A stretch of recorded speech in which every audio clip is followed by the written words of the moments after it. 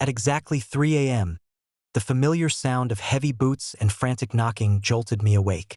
I grabbed my flashlight and peered out the window to see HOA Karen pounding on the door of my lake cabin, waving her master key like it would magically unlock my obedience. She had clearly decided that subtlety was unnecessary. 3 a.m. seemed like the perfect time to terrorize me. I whistled once, a short, sharp note. Instantly, Titan and Max, along with the rest of my K9 squad, sprang into their preassigned positions. Each dog flanked the cabin, creating a perfect perimeter. Their growls were low and synchronized, resonating with authority that left no doubt. Any attempt to breach this cabin would be met with consequences. Karen's foot hit the door again, kicking with more force. The K9s growled louder, teeth bared just enough to intimidate without contact.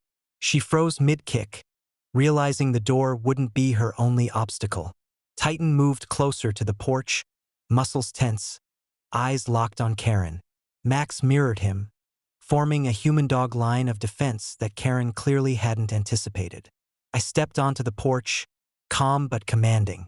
"Step back," I said. "This is my property.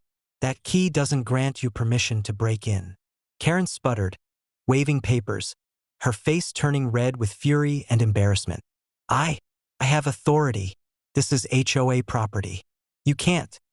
Her words faltered as she noticed the coordinated movement of the K9s, their growls intensifying. My dogs didn't need to attack. Their presence alone communicated the consequences of further trespass. Karen's bravado dissolved into panic. She tried to retreat, but the mud from the shoreline made her footing unstable. One false step and she nearly fell flat on her face. The K9s held their positions, unwavering, while Titan let out a single sharp bark, more warning than threat.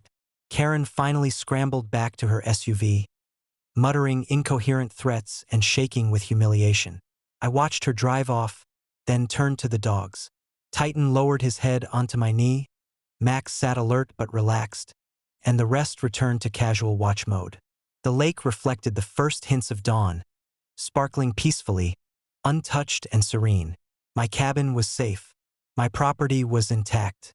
My authority, and the authority of my K9s, was unquestionable. Later, neighbors stopped by, whispering their approval. "She really thought she could just kick in your door at 3 a.m.? one asked. I nodded, smiling faintly. She did. And she learned why you never underestimate someone with trained K9s and a well-defended property. Karen would undoubtedly return with more schemes. She always did. But for now, the cabin was secure, the dogs were vigilant, and I had proven once again that intimidation doesn't work against someone prepared for every eventuality.